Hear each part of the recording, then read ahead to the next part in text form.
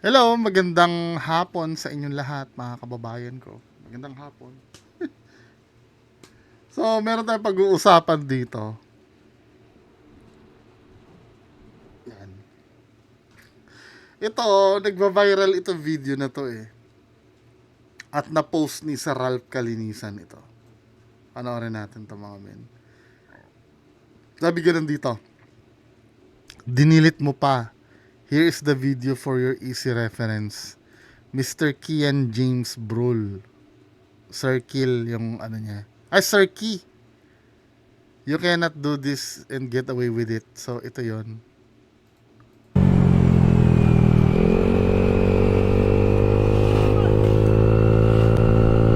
Mga 360 camera pa si Sir. So, yan na parang pinapara siya. Tapos, sa ano yata to eh, sa Marilake ba to? May tawag dito sa lugar na to eh, nag-ghost hunting kami dyan eh. Ito ba yung, ewan mo, nakalimutan ko na yan. Sarap na subdivision yan eh. Palo Alto ba yun? Yan ba yun? Anyway. So, ito yung, then ito, pangalawang post. Explain mo din itong pinned post mo dated July 29, 2025 na pa 7-Eleven ako kahit di naman dapat pambihira. Noon ka pa pala. So, kahit nakalkal tuloy yung lumang videos niya, no?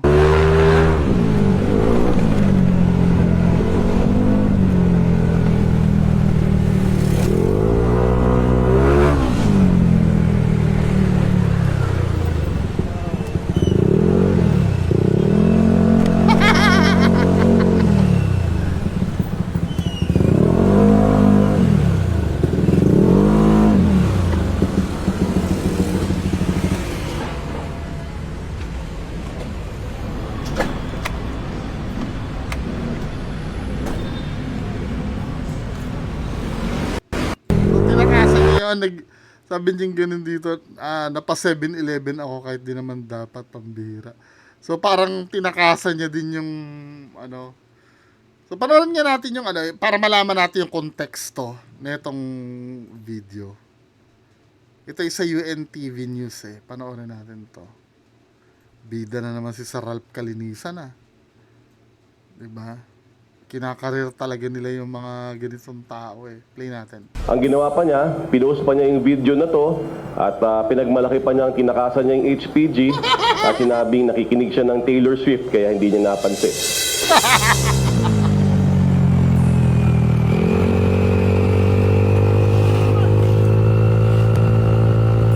Nagpakita na sa National Police Commission Office o NAPOLCOM ang motovlogger na si Kian James Brule o mas kilala ng kanyang mga follower na Sir Key. Ipinatawag siya ng ahensya matapos mag-viral ang kanyang video sa Marilake kung saan kitang tinakasan niya ang tauhan ng Philippine National Police Highway Patrol Group o PNP-HPG. Naninita ang mga HPG sa Marilake ng mga motoristang hindi sumusunod sa batas trapiko at nag-overspeeding dahil na rin sa madalas na aksidente dito. Ang pagtakas niya sa pumarang HPG hindi pinalusot ng NAPOLCOM.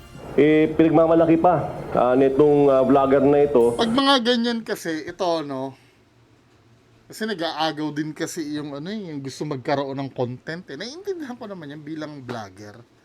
Pero men, pag alam mong sablay, wag mo na i-post kasi lalaki pa yun eh. Di ba?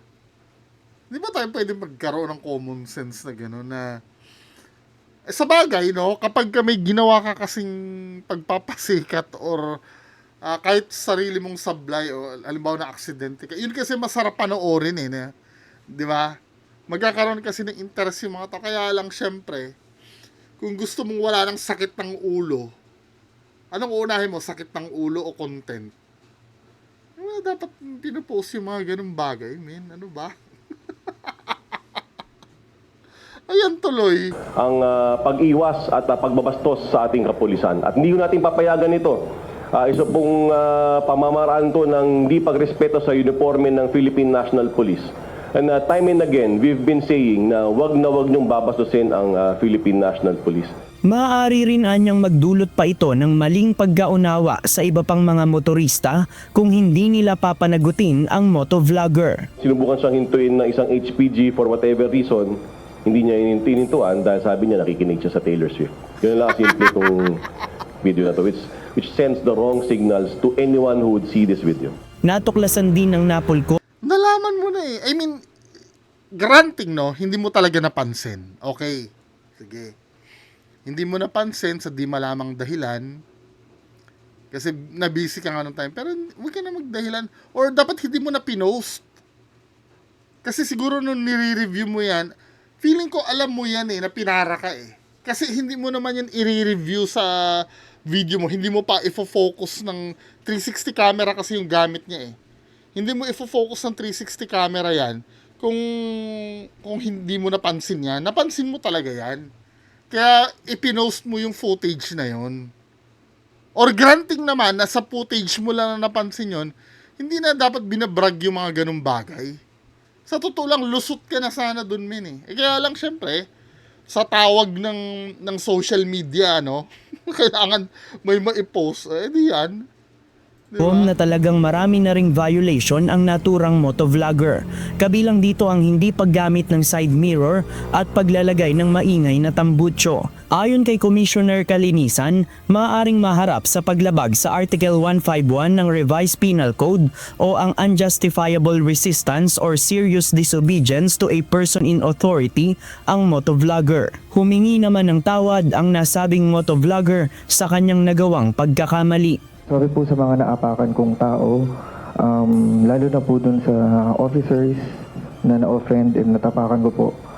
I'm so sorry po. Isang aral din anya sa kanya na dapat maging responsable sa paggamit ng social media bilang Correct. Ito yung sinasabi ko, yung pilit kong pinapaunawa kay Tita Marbs. Nag-usap kami, di ba? Naikwento ko sa inyo kagabi. Nag-usap kami ni Tita Marbs kasi may nag-viral siyang video. Yan palang yung pagka dumami yung views mo, nakaka-addict pala yan. 'Di ba? Kahit pa sabihin mong hindi naka-monetize, yung the fact na sumikat ka do sa video na ginawa mo, nakaka-addict kasi yan eh. Hindi ko alam kung ano yung feeling ng ganyan kasi wala pa naman ako video na nagvo-viral. Pero nag-usap kami ni Tita Marbs na parang kay Tita Marbs kasi, no? Hello, shout out Tita Marbs. Kay Tita Marbs kasi, yung paggawa ng content ay parang normal na yung ganyan na hindi ka mag-iisip ng magiging implikasyon sa basta gumawa ng content. Ang dahilan content nga eh, 'di ba? Pero hindi nila alam may responsibility yung paggawa noon. 'Di ba? Kaya nga sinabi ko sana nung kumalat yung video na kabit ka, dilagyan niyo ng disclaimer na for entertainment purpose or for dramatic purposes or whatever. Kasi 'di ba, alam ng tao yon, totoo. Kasi syempre, hindi niyo inaamin na hindi totoo yung video kasi mas papanoorin ng tao yun kung alam nilang totoo yung video. Kasi siguro iniisip nyo kung sasabihin nyo scripted, di panonoorin ng tao yan. Ganyan din sa ghost hunting eh. Pero hindi nyo naiintindihan yung feelings sa mga nanonood doon pag nalalaman na yun ay peke. Kasi ang dating nun, niloloko nyo yung mga nanonood. Pagka ganun. Diba? Or may ibang message na pinaparating yun, na sinasabi nyo normal lang yung mga ganung bagay. Yun ang hindi naiintindihan ng mga ibang vlogger na ang main goal talaga ay 'di ba? Tumabo ng views. Yun na kasi ang nagiging batayan ngayon, men eh.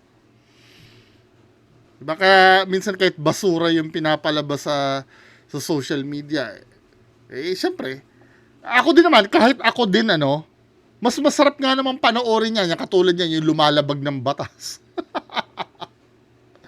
Diba? Tapos biglang mahuhuli ni Ralph Kalinisan na biglang magsusorry. Satisfying nga naman, Kaya lang, diba? Lagi na lang bang ganyan? Parang hindi natututo ang mga Pinoy eh. Ilang isang influencer. Alam natin na nagkamali tayo. And sa mga ganitong pagkakamali, ang masasabi ko is, other content creators, you must be wise. Mas maging doble yung pagiging wise natin dahil may mga followers tayo na Correct. tinitingala tayo. And dapat gamitin natin yung platform natin dapat pala in a way na makakatulong tayo, lalo na for being a better person and as a Filipino citizen. Noong May Alam niya naman pala. 30, inanunsyo ng Land Transportation Office o LTO na nag-issue sila ng show cause order laban sa motovlogger. Maaari rin itong managot sa kasong reckless driving at pagiging improper person to operate a motor vehicle. JP Nunez, UNTV. Nasuspende siya ng ng LTO. Send Rescue. Diyos ang aming sandigan, serbisyo publiko ang aming pinahahalagahan. Nakakademonyo kasi yung yung mga views na yan no? Diba? Hindi naiintindihan ng iba na may responsibility kayo bilang vlogger. Hindi lang yung palabas ng ganyan. Diba? Minsan nga, hindi ako naniniwala na para pagkakitaan. Hindi, kasi minsan, kung titingnan mo yung Facebook, ang baba lang talaga ng ng income sa Facebook. Ganyan. Halos wala ngang, revenue yung iba eh. Pero kasi, ang nakikita kong dahilan dyan, yung pagiging viral nga, yung pagiging sikat, yun kasi yung hinahabol na lang doon. Diba? Ayan, pagbabayaran niya ngayon yan. Ano kaya magiging hatol sa kanya yan? Lalo na yung LTO, di ba? Well, good luck, Sir Key. Anyway, yan lang po muna pag-uusapan natin. Magandang hapon sa inyo lahat. Bye-bye.